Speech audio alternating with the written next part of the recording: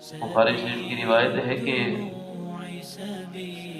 دو کلمات ایسے ہیں، کلمتان، دو کلمات ایسے ہیں کہ حبیبتان الی الرحمن، کہ وہ دو کلمے اللہ تبارک و تعالیٰ کو بڑے محبوب ہیں۔ خفیفتان علی اللسان، وہ دو کلمے زبان پر بڑے ہلکے ہیں۔ ثقیلتان فی المیزان، لیکن ترازو میں بڑے وزنی ہیں۔ سبحان اللہ و بحمدہ سبحان اللہ العظیم، ایک کلمہ سبحان اللہ و بحمدہ ہے اور دوسرا سبحان اللہ العظیم ہے۔ یہ دو کلمے زبان پر تو بڑے ہلکے ہیں لیکن اللہ تبارک و تعالیٰ کے ہاں بڑے محبوب ہیں اور عمل کے ترازو میں بڑے وزنی ہیں۔ تو اللہ تبارک و تعالیٰ کی تسبیح زمین و آسمان میں جتنی مخلوق ہے وہ ساری کی ساری اللہ تبارک و تعالیٰ کی تسبیح کرتی ہے۔ تو اب جو زمین و آسمان میں مخلوقات ہیں ان میں سے جاندار تو اللہ تبارک و تعالیٰ کی تسبیح کرتے ہیں، یہ بات سمجھ میں آتی ہے، لیکن بے جان اللہ تبارک و تعالیٰ کی تسبیح کیسے کرتے ہیں؟ قرآن پاک میں اللہ تبارک و تعالیٰ نے ارشاد فرمایا ہے کہ حضرت داؤد علیہ السلام کا اللہ تبارک و تعالیٰ نے تذکرہ فرمایا تو ارشاد فرمایا کہ اِنَّا سَخَّرَ الْجِبَالَ مَعَهُ يُسَبِّحْنَ بِالْعَشِيِّ وَالْإِشْرَاقِ، کہ حضرت داؤد علیہ السلام کے ساتھ ہم نے پہاڑوں کو مسخر کر دیا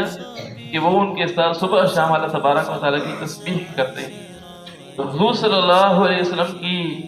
مٹھی مبارک میں جو کنکریاں آئی تھیں اور ان سے تسبیح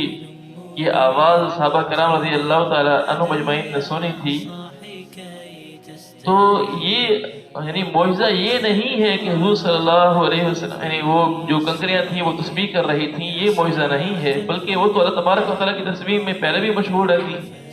معجزہ یہ تھا کہ حضور صلی اللہ علیہ وسلم کے ہاتھ مبارک میں وہ کنکریاں آئی ہیں تو ان کی تسبیح کی آواز کو صحابہ نے سنا ہے، یہ معجزہ ہے کہ پہلے تو حضور صلی اللہ علیہ وسلم کے ہاتھ میں آنے سے پہلے ان کی تسبیح کی آواز کو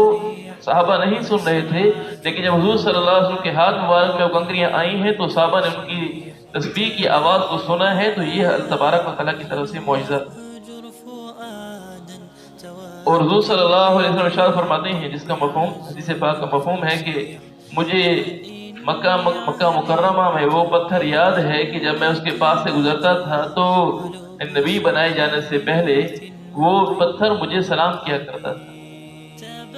تو مفسرین کو فرماتے ہیں کہ اس سے مراد حجر اسود مراد ہے کہ یہ اللہ کے نبی صلی اللہ علیہ وسلم کو سلام کیا کرتا تھا۔ اس سے بھی معلوم ہوتا ہے کہ جو پہاڑ ہیں، جو پتھر ہیں، جو باقی مخلوقات ہیں، ساری کی ساری مخلوقات یہ اللہ تبارک و تعالیٰ کی تسبیح کرتی ہیں۔